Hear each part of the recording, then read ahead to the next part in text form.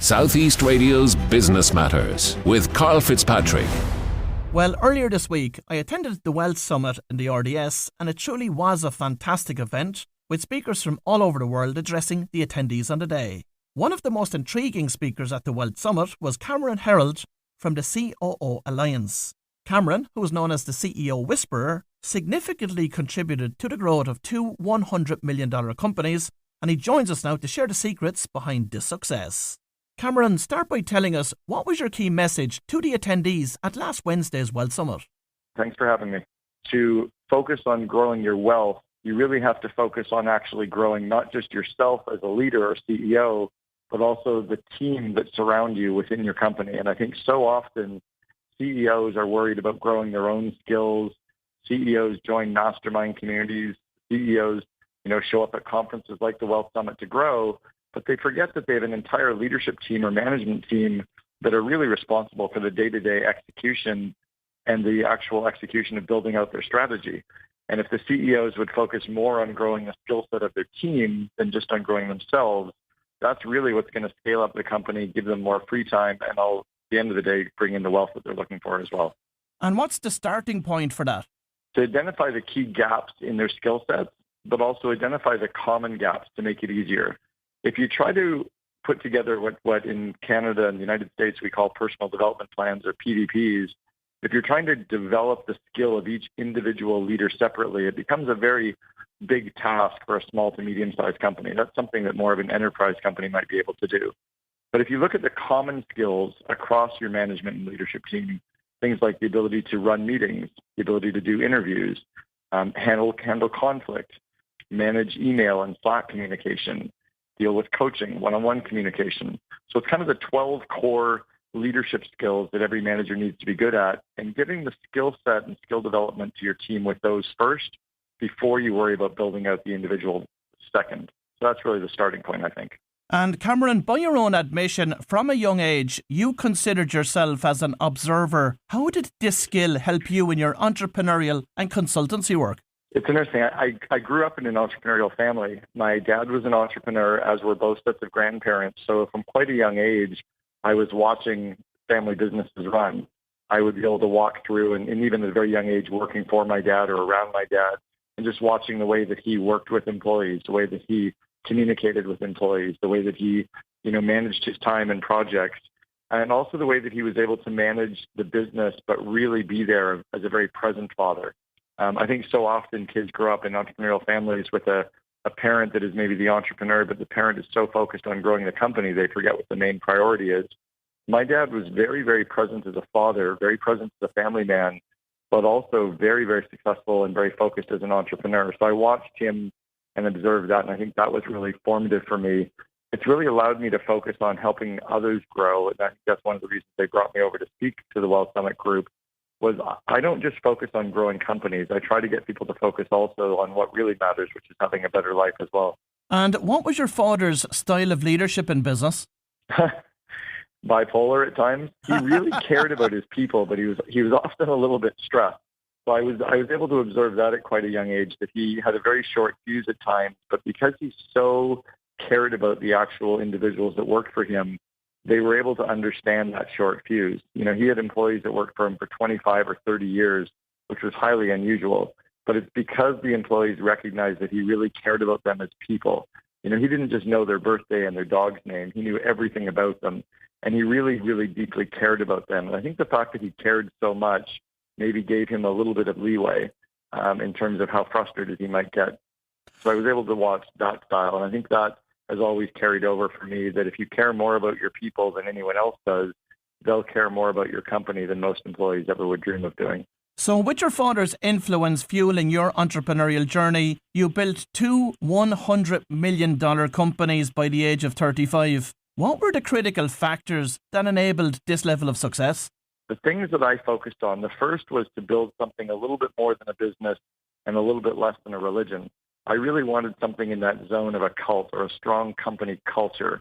And I think the media has done a disservice for many in terms of popularizing culture as being the free lunches or the massages. Those are really perks. So I've always focused on building companies that were very aligning for people, where everyone is obsessed about the core values and the core purpose, and where the leader was there to grow people. That was number one. Number two was always to price ourselves at more of a premium service, a premium product, kind of like the FedEx of junk removal or the Starbucks of junk removal, which are two of the companies that I helped build, was a junk removal service and auto body business. We really wanted to price ourselves at more of a premium so that we could offer more to the customer. We could build a better brand. And I think so often companies are trying to compete on price that they're never able to deliver the service that they would love to be able to do. I've always just found it to be better to be able to deliver the service, so charging at a premium. And then the third was always leveraging the media, which I guess is the reason why I'm even able to speak with you today, is I recognize that so often companies can't afford to do the marketing and advertising, but the media is always looking for good stories to tell. So if you can help the media out and be there for them and be able to deliver good content for those media outlets, those are able to help us grow. So in every company that I've built, I've always worked really closely with the media to help tell our story. And of course, in particular, you played an integral role in building 1-800-GOT-JUNK from 2 million to 106 million. What was the strategy behind that growth, Cameron? We did that in just over 6 years. We did it also without giving up any equity, and we had no debt in the company. We really focused on building a world-class organization. So it was a strong company culture. It was strong alignment with people. We really worked hard to bring really good quality people into the organization and to get rid of any of the cultural cancers or any of the underperformers. And it was by spending time with our best people and growing the skills of our best people that really helped us scale. About 2.5 years ago, I launched an online course called Invest in Your Leaders. That was one of the things that we were talking about at the Wealth Summit, was the Invest in Your Leaders content. And that online course is really the core skills that I deployed inside of 1-800-GOT-JUNK to help that company scale. And it was by teaching all of the managers and leadership team, the executive team, the 12 core skills that are in the Invest in Your Leaders course. That's what really propelled the company, because all of those people were highly productive, way more engaged, and they actually didn't churn. They didn't quit the company to go work somewhere else because they felt like we really cared about their career development in addition to just caring about them as people. And once you got 1-800-GOT-JUNK to $106 million, why did you stop at that particular point? My best friend asked me to leave. My best friend was the CEO of the company, and we sat down a half hour before our regular weekly leadership team meeting, and he said, I think it's time that we part ways. You're the right guy to get us to the 100 million, but you're not the guy to take us from the 100 million to the billion. And I think he recognized something that a lot of leaders miss out on, which is the skill set of a key executive, even if I was the COO of the company, is rarely for the lifetime of the organization. My skills were perfectly suited for the 2 million to the 100 million range, but I didn't have the skills to necessarily build out a large corporate environment. You know, the COO of the company now has been there for 13 years. He's taken them to almost $600 million, and he's a very different skill set than I do. He approaches business differently. He approaches people differently. He would have been horrible as the COO for the first 6 years when I was COO. So even though he matches the CEO, matches the company's core values, matches the the DNA of the organization, his skill set was tied to a different season of growth, and my season had really come to an end at the 100 million mark. And how did you feel after that conversation? Horrible. Everything I did for 6.5 years was really bleeding blue for the company, which was one of our company colors. And I really cared and treated the company so personally that it was very hard for me to go. In fact, I was, pretty much sobbing the entire conversation. Brian, the CEO, who is my best friend, was crying at the same time. He had been my best man at my wedding 3 months before I joined him to help build the company. So we were very, very close personal friends. But it was a really, really hard separation for me to pull myself away from the company. One of the big lessons I learned there was to, never so closely identify yourself and your personal worth with a brand or a business that you're building, even if you're the CEO. There needs to be a bit of a healthy detachment from that. And I think I'd given myself a little bit too much, or maybe even not given myself too much for the company, but I'd forgotten about the other parts of my life that should matter just as much. Now, you are known as the CEO Whisperer, helping businesses to scale their operations and to achieve significant business growth. From your experience, what holds CEOs and business owners back from realizing their maximum potential from a growth perspective? It's interesting. It's actually a concept that the publisher of Forbes magazine has seen me speak about, and he's the one who gave me the nickname, the CEO Whisperer. So the concept is called the Vivid Vision. It's actually my best-selling book called Vivid Vision. It's written up in my first book, Double Double. And it's a concept where most companies have a one-sentence mission statement, and they're trying to align people around that one sentence, and no one really buys into that single sentence. The Vivid Vision concept is a 4 or 5 page written description of what your company looks like, acts like, and feels like 3 years in the future. And you're describing every single aspect of your company as if it's already come true, so that all of your employees, suppliers, and customers and shareholders all have that shared vision of the future that the CEO does. And it's almost like you're walking around your company 3 years from now, describing it in such vivid detail. That's a core concept that if CEOs can anchor around that document, if they can roll out that 5 page written description to their entire company, everybody starts to get completely aligned. And it's probably one of the core things that helped us fuel 1-800-GOT-JUNK. So what approach do you follow when working with clients? I visualize every business like a jigsaw puzzle. So remember when you were a kid and your mom gave you a jigsaw puzzle box, the most important thing was the picture on the front of the box. Well, that concept is the Vivid Vision. So I try to get every company, as I mentioned, to craft that Vivid Vision document. And then you kind of dump out all of the pieces of the puzzle on your table, which are kind of like all of the projects that you might want to work on to build your company. You look for the 4 corners of the jigsaw puzzle first. And for me, the 4 corners are your core purpose, your core values, your BHAG, which is the Jim Collins term, the big, hairy, audacious goal, and then your 1-year plan. So it's teaching companies to really lock those 4 concepts, deeply embed them inside of the organization. And then you look for the sides of the jigsaw puzzle. And for me, the 4 sides are the people systems, the strategic thinking systems, the meeting rhythms, and the financial systems. And I work again to build those systems inside of the organization. And Cameron, you previously delivered a TED Talk entitled, "Let's Raise Kids to Be Entrepreneurs." How do we do this? One of the things that I tried to talk about in there was how I was groomed to be an entrepreneur at a young age. My father saw very entrepreneurial traits in me. I think nowadays entrepreneurship has unfortunately become too trendy and too cool, and we have to be careful with over-popularizing something.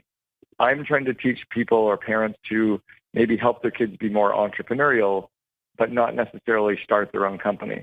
But some of the entrepreneurial skills that kids would need to be good at are problem solving, their platform speaking, leadership skills, sales skills, certainly any of the kind of base core math skills.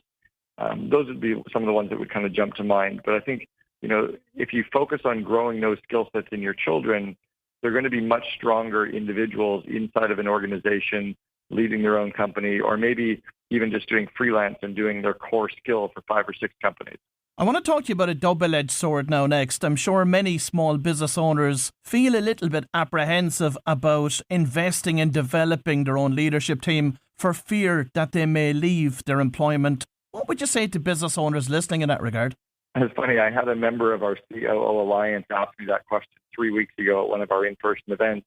And I said, if you're so worried about investing in people and they quit, would you rather invest in them and have them quit, or would you rather not invest with them and have them show up every day not doing as good a job as they could be, right? Imagine if your team is just showing up, trying their best, but without the skills. I would rather give them the skills and let them be much more efficient. The reality is if you bet on them staying and you build a better company, they're not going to go anywhere else. If you're worried about your employees leaving and quitting and going somewhere else, sit down with them and find out what it is that would keep a better company or would build a better organization that would have them stay. But then also don't think about your employees needing to stay with you for the next 5 years or 10 years or 20 years. This is not the baby boomer generation that we're working with right now. Gen Y and Gen Z tend to be loyal for 6 months to 2 years. So don't worry if they're going to quit after 2 years. Just make them as most productive and most aligned in the 2 years that you've got them. As the author of multiple books on entrepreneurship, including Double Double and Meetings Suck, what do you think are the essential elements of a successful business strategy? Wow, that's a great question. So there's 2 different things here. Strategy, which is the options that you have in front of you to actually scale faster than the competition or take over a market. So, and then the second component is planning. I'm going to stick to the strategy component because it's what you asked. I think it's spending time to think about what your company look like and what opportunities your company may have and what threats your company may be facing 12 months out, and to have time in your calendar every single month to think strategically, to think about the opportunities, to think about the black swan moments that might be coming, to think about the blue ocean that might be in front of you.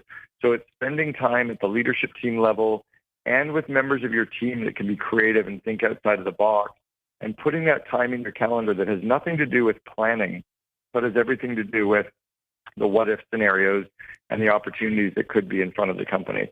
Most companies don't spend any time on strategy at all. They have lots of time in their calendar for planning. We are now, of course, in an era of digital entrepreneurship. Are the challenges associated with these businesses different to non-digital businesses, in your opinion? Yeah, for sure they are. I mean, if the rate of change outside your business is greater than the rate of change inside your business, you're out of business. So I think every company out there has to adapt or die. Every company out there has to start to embrace AI and look for tools like AI that they can bring into the organization. Every company needs to embrace what the skill sets, the technology skill sets that Gen Y and Gen Z can bring into the workforce or into their company, and look for opportunities to automate or optimize different parts or different business processes inside of the company. And then also even to be able to hire people remotely and globally. You know, we're no longer grandpa's company where you had to hire somebody who lived within a 30-minute drive of your office. You now can hire people that can live anywhere in the world. I think companies need to be able to adapt and learn some of these skills and not be so afraid of technology. And what should be the key motivators for entrepreneurs and CEOs?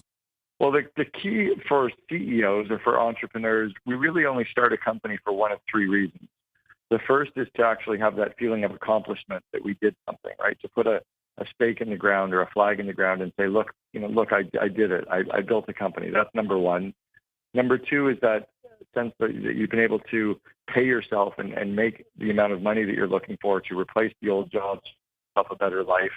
And then third, and this is the one that I've always focused on more, is the ability to have free time. And I think it's the one that most entrepreneurs lose sight of, is that running your own company can allow you to do what you want, when you want, where you want, whenever you want. And if you can build that better organization and take care of people, you can have the free time to be able to have that better life.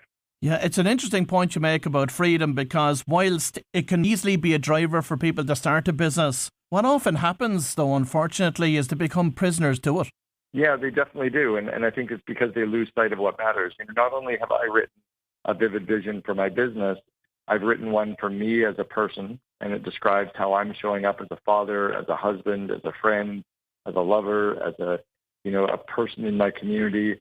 And then my wife and I have written one for our marriage, and we've talked about all aspects of our marriage together. And I think when we try to stay, or if I try to stay focused on those things that matter, it doesn't let me lose touch with that. And Cameron, finally, for any young aspiring entrepreneurs listening to this morning's show, what advice have you got for them?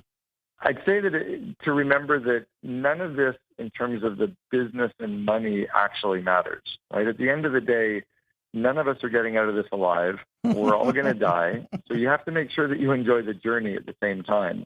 Don't get so focused on business that you lose sight of everything else that matters. Well, if you've just tuned in, that was Cameron Herold from the COO Alliance, and that was a fascinating insight into what it takes to grow a company to $100 million. Southeast Radio's Business Matters with Karl Fitzpatrick.